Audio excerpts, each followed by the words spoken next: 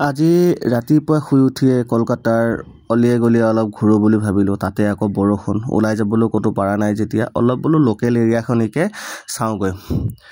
কিনকিনীয়া বৰষুণত কলকাতাৰ সৰু সৰু গলিবোৰত ঘূৰাৰ আমেজটোৱে সুকীয়া। তাতে আকৌ এই সৰু সৰু গলিবোৰৰ ভগা চিগা ৱালবোৰে জানো ইতিহাসৰ বহুতো দুখ কষ্ট আদিত বহুতো কিবা কিবি ধৰি ৰাখিছে বা হাত বাউল দি কিবা এটা ক'বলৈ বিচাৰিছে, মোৰ সেনেকুৱা যেন লাগে। তাতে আকৌ হালধীয়া ৰঙৰ এম্বাচাডৰ টেক্সিকেইখনে আকৌ সোণত সুৱগা কৰি তুলিছে।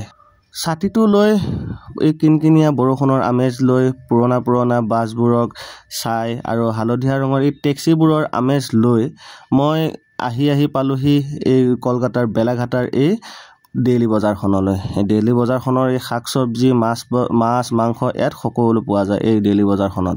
আৰু এইখন ৰাতিপুৱা বহে আৰু আবেলিলৈ ইয়াত কাপোৰৰ দোকান বহে। বজাৰখনৰ পৰা ওলাই আহিয়ে মই সন্মুখত পালোঁ যোৰা মন্দিৰ। লেফ্ট চাইডে আপোনালোকে দেখিছে এই মন্দিৰভাগৰ নাম হ'ল যোৰা মন্দিৰ।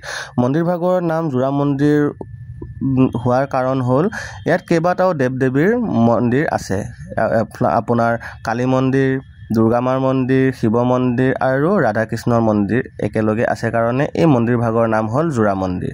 এই যোৰা মন্দিৰৰ পৰা মই চিধা আহিলোঁ, কাৰণ ৰাতিপুৱাই আহিলোঁ যেতিয়া, কলকাতাত আহিছোঁ যেতিয়া আপোনাৰ চাহ একাপ নাখালে কেনেকৈ হ'ব বাৰু। চাহৰ দোকান বিচাৰি মই আহি পালোহি মই পুৰণা একদম দোকান এখন। এই দোকানখনত গৰমে আপোনাৰ ৰুটি বনাই আছিলে, পুৰি বনাই আছিলে আৰু চিংৰা বনাই আছিলে। চিংৰাবোৰ দেখি পিনে মই ৰ'বলৈ নোৱাৰিলোঁ। ৰাস্তাৰ ইফাল সিফাল চাই লৈ ডাইৰেক্ট মই দোকানখনৰ ভিতৰত সোমাই গ'লোঁ।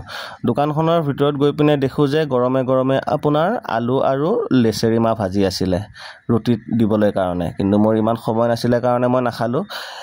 ৰ'ব এই পোৱালিটো যে দেখিছে, এই পোৱালিটো কি বুলি ভাবিছে আপোনালোকে? এই পোৱালিটো হ'ল মোৰ লগৰ এজনৰ ল'ৰা।